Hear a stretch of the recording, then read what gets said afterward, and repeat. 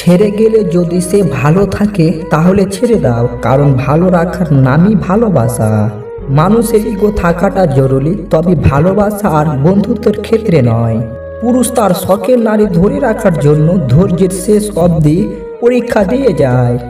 ওই যে যারা একটু কম কম চায়, যারা অল্পতেই খুশি হয়ে যায়, যাদের আশাটা খুব বেশি না, যাদেরকে একটু ভালোবাসা দিলেই গলে যায়, সেই সব মানুষেরা অল্পটুকু পায় না। কি কপাল!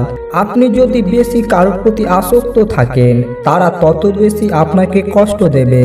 যে মানুষের রাগ বেশি হয়, সে মানুষকে ভালোবাসো তত বেশি, আর তার মনও সাফ হয়।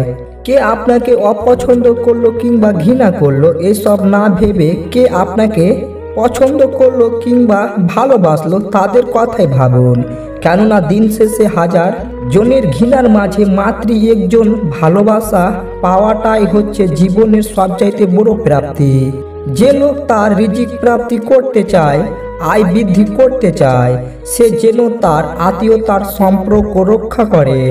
ফ্যামিলির বাইরেও কিছু মানুষ আছে যারা ফ্যামিলির মানুষ না হলেও আমাদের খুব আপন মানুষ। তাদের সাথে পরিচয় হয়েছিল বলে আমাদের জীবন এত সুন্দর।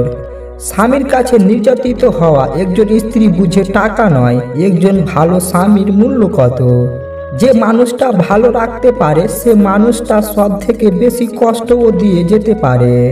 ভেঙে পড়ার কিছুই নেই, কারণ চিরদিন কেউ পাশে থাকে না।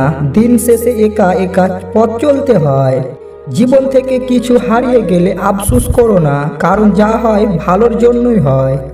যারা ঘরের মানুষের কাছে অবহেলা পায়, তারা পৃথিবী আর কারোর কাছে গুরুত্ব পায় না।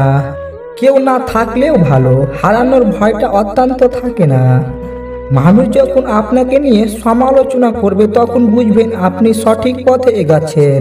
যদি নিজের প্রতি বিশ্বাস থাকে, তবে কাউকে প্রমাণ দেওয়ার দরকার নেই তুমি ঠিক না ভুল।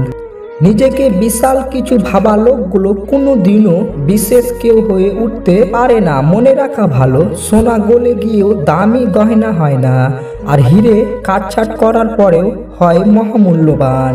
এত সুন্দর একটা জীবন পেয়েছেন, অন্যের জন্য থামিয়ে রাখবেন কেন? পিপাসায় কাতর এক হরিণ হ্যাদে পানি খাচ্ছিল।